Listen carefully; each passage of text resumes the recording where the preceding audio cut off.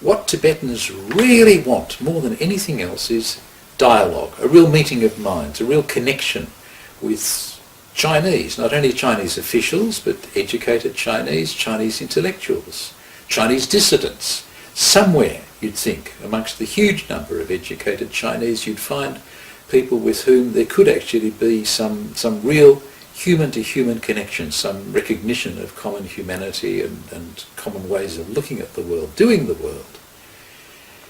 Tibetans try really, really hard to reach out and to make those sorts of connections, especially Tibetans who are fluent in Chinese, of whom there are plenty not only in Tibet but in exile as well, and in exile right around the world. But they often find the results frustrating and disappointing, that even dissident Chinese intellectuals, even Chinese who are very critical of their own government, who accuse, for example, China of achieving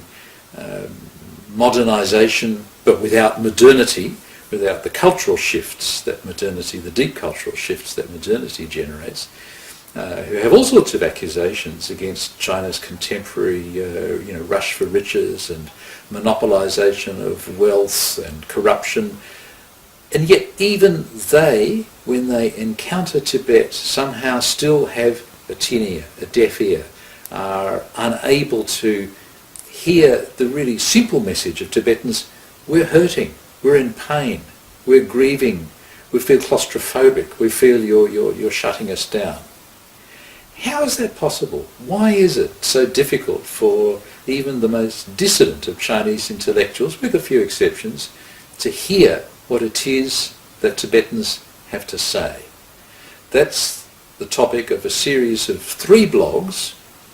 which I'm hoping you might find time to take a look at and start our own dialogue on the future of the Chinese-Tibetan dialogue.